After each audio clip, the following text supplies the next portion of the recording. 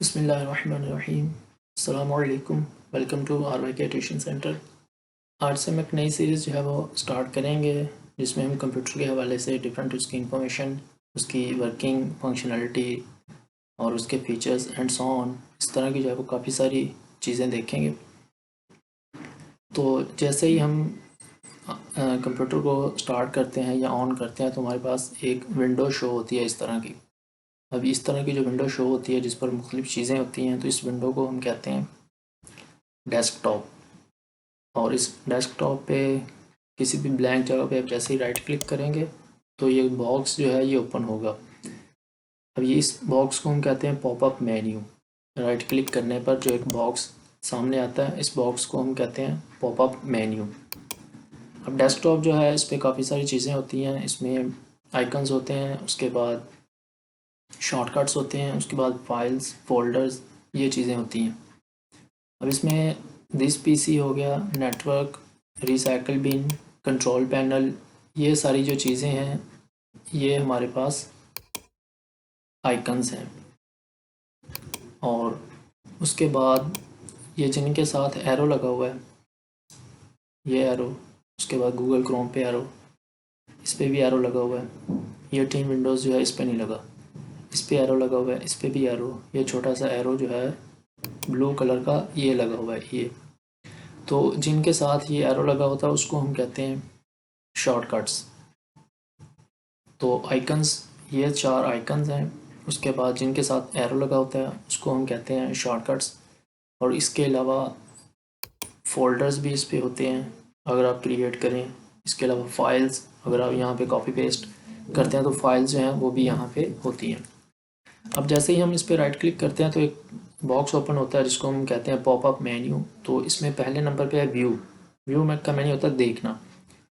तो अब यहाँ पे आइकन्स जो हैं उनके साइज़ है, 3 तरह का साइज़ है, स्मॉल, मीडियम और लार्ज। अगर हम इसको स्मॉल करते हैं तो ये आइकन्स जो हैं तमाम के तमाम जो हैं वो छोटे हो गए हैं, स्मॉल। अब अगर इसको हम मीडियम करते हैं तो मीडियम में ये थोड़े बड़े साइज़ के हो जाएंगे, और अगर इसको हम लार्ज साइज़ करते हैं तो ये उससे बड़े हो जाएंगे। और उसके बाद इसको आप अपनी मर्ज़ी से जैसे व्यू रखना चाहे रख सकते हैं। उसके बाद ये नीचे एक दिया हुआ है ऑटो अरेंज आइकन्स, इस पर अगर आप क्लिक करेंगे तो ऑटोमेटिकली आपके जो ये आइकन्स हैं इधर उधर अगर हैं तो वो खुद ब खुद सेट हो जाएंगे। अगर इसको मैं अनचेक करता हूँ, पहले इनको जो है वो इधर उधर सेट कर देता हूँ।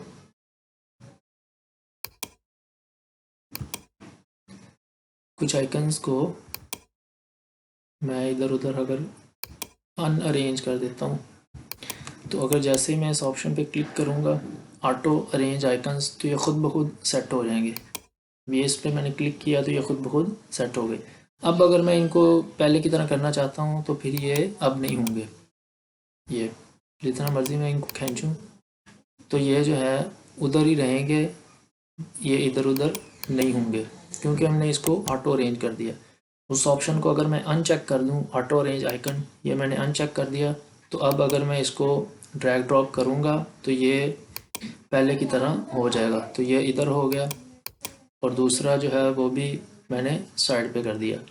तो अगर ऑटो अरेंज करेंगे तो फिर ये इस तरह साइड पे आप नहीं ले जा सकते। अगर आप इसको ऑटो अरेंज कर देते हैं, खुद ब खुद सेट हो जाएंगे, तो आप इनको फिर इधर उधर नहीं कर सकते।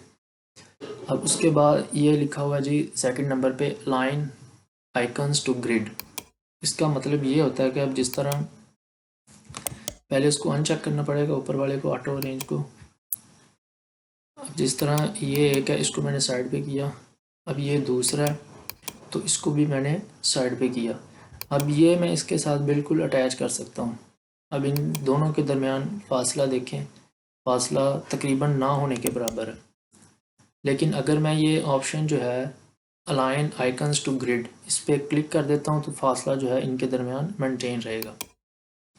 कम अज़ कम इतना फासला जो है ये इनके दरमियान रहेगा। अब ये भी है इनके दरमियान, नेटवर्क और रिसाइकल बिन, इनके दरमियान फासला इतना रहेगा।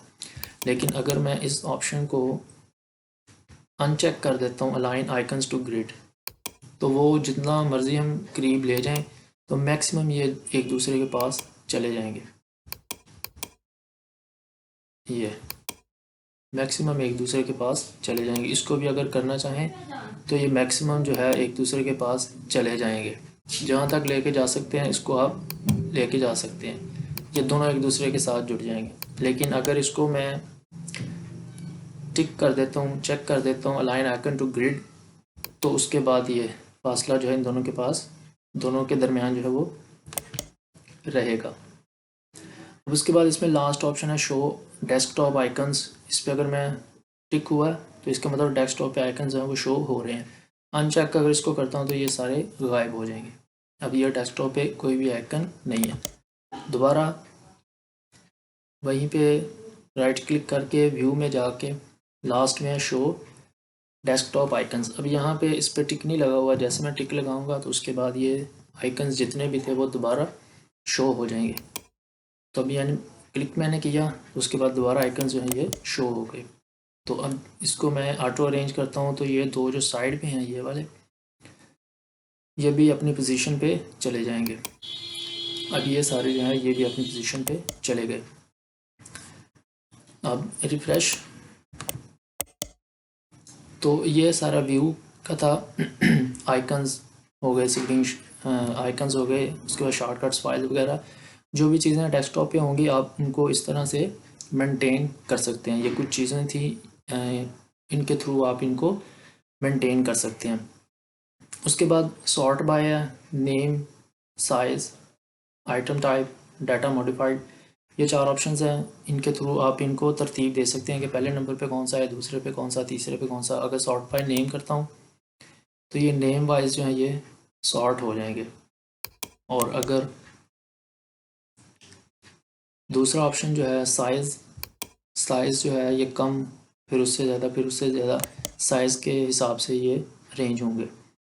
तीसरे नंबर पे है आइटम टाइप, इसकी आइटम कौन सी है, आइटम वाइज जो है ये अरेंज होंगे।